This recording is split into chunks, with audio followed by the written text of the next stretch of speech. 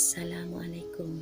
Okey, saya ingin menceritakan kisah yang pernah terjadi pada diri saya. Okey, ketika tu saya merantau bekerja di luar.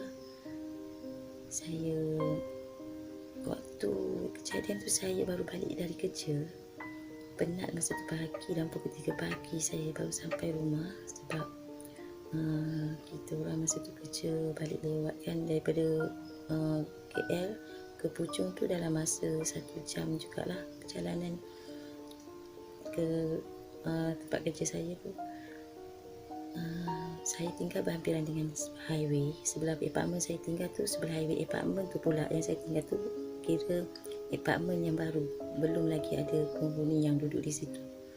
Okey, masa kejadian tu saya dengan kawan kira letih baru balik kan, masing-masing masuk bilik masing-masing, dan saya nak tukar baju, nak keluar mandi lah dalam keadaan bertuala. Tiba-tiba saya dengar macam orang memperbaiki motor. Tapi saya terfikir di kepala, takkan pukul 3 pagi orang boleh perbaiki motor kan? Bunyinya terlampau pelan-pelan, makin pelan semakin kuat. Sedangkan saya, apartmen rumah saya duduk di tingkat 1.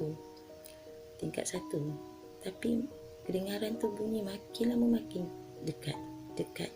Ngeng. Bunyi dia macam tu. Lepas tu saya memberanikan diri buka langsir tingkap, sebab tingkap saya jenis cermin. Saya tengok di highway tak ada pula macam orang buat kerja jalan ke apa ke, wiring ke malam, tak ada.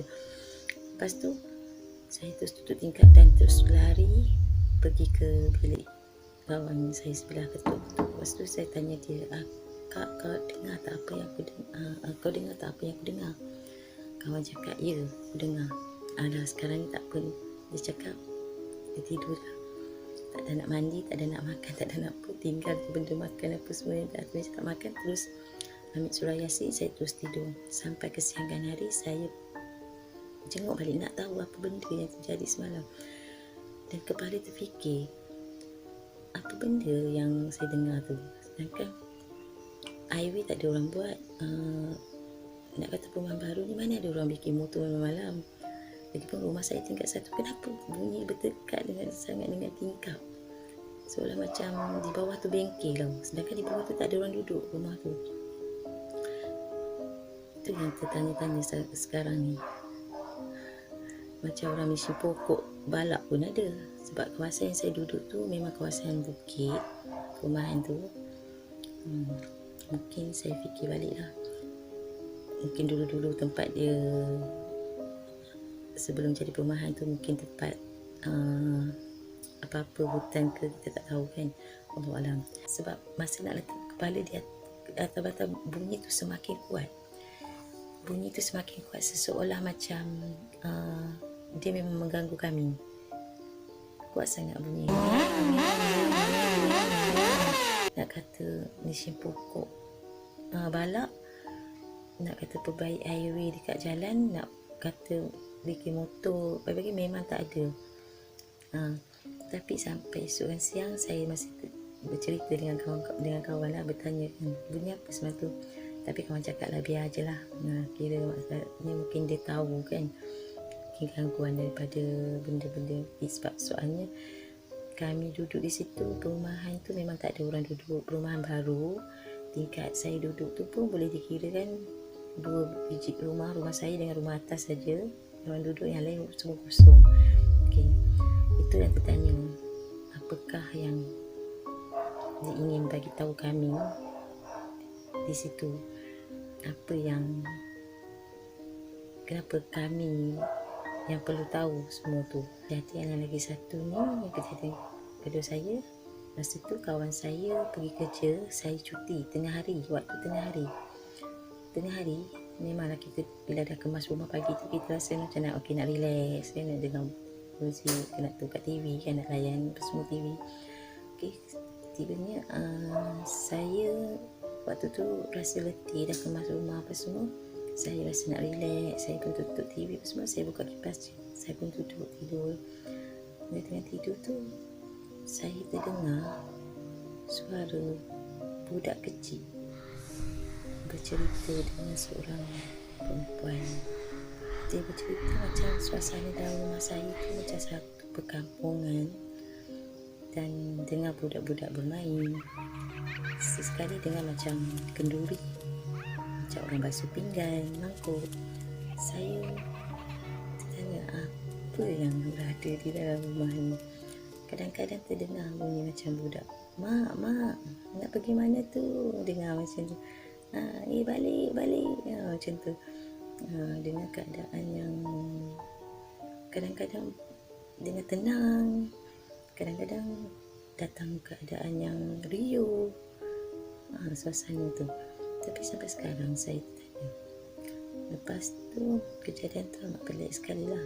Malam kawan saya pernah bercakap dengan saya, dia pernah terdengar ada waktu malam tu ada siapa-siapa datang ke. Dia tanya, saya cakap tak ada, adik-beradik saya mana ada datang. Yang saya cakap kan, saya je lah, tu pun saya dah tidur. Dia kata, yelah aku dah tidur, tapi aku dengar budak dia main dekat ruang tamu. Dia cakap macam dia tendang bola semua. Yelah, kejadian macam tu lagi tanya, dan kami tak tahan dengan keadaan tu, kami pun pindah. Dan saya pun tak tanya lagi apa yang bermain dan mengganggu kami pada waktu tu. Dan kejadian ketiga ni saya nak menceritakan di kampung. Waktu tu di kampung, di kampung masa tu rumah-rumah yang lama ni dirobohkan. Di kampung saya tu ada sungai. Di sungai dia akan ada macam ada ban tebing. Kejadian waktu tanah diratakan, ditambakkan balik dengan tanah merah, rumah-rumah diruntuhkan di situ. Malam pertama ada orang jaga tanah tu, dia pernah melihat 3 orang perempuan sedang menunggu seseorang. Macam menunggu perempuan ni sedang menunggu suaminya balik pada ke laut dia, tapi muka dipandang ke arah sungai. Tak apalah, mungkin penjaga kawasan yang untuk membuat perumahan tu mungkin fikir, mungkin dia tunggu suami dia kot. Dia ingat macam tu lah. Lepas tu yang bila masuknya malam kedua tu, dia terdengar tangisan perempuan menangis terisak-isak dalam keadaan yang kesedihan. Bukan nak katakan dia saja dengar, kami di dalam kampung ni setiap rumah mendengar tangisan seorang perempuan merintih dengan keadaan kesakitan, keadaan kesedihan sejak tanah di tepi sungai tu roboh. Kejadian lepas tu setiap rumah dia makin saya penas juga sendiri. Dia menangis seolah memberitahu yang dia dalam keadaan susah. Sekali dia menangis, lepas tu dia diam, lepas tu dia menangis lagi, kita jadi macam, bila terdengar suara macam tu, kita jadi macam sayu sangat. Lepas tu kita tertanya, kenapa dia, macam kalau saya tertanya kenapa dia sedih sampai begitu sekali. Lepas tu baru terfikir, malam yang kejadian orang nampak tu sebenarnya dia lah, mungkin tanah yang dibubuh tu mungkin ada istana dia ke rumah dia, kita tak tahu kan. Tapi dia memberitahu kita dalam kampung ni, memberitahu yang dia punya tempat tinggal dah tak ada kan, mungkin lah. Sedangkan dia makhluk lain, kita kena tolong kan. Itulah cerita daripada saya. Terima kasih kepada pendengar-pendengar yang memberi sokongan kepada Tera Mistik. Assalamualaikum. Jumpa lagi.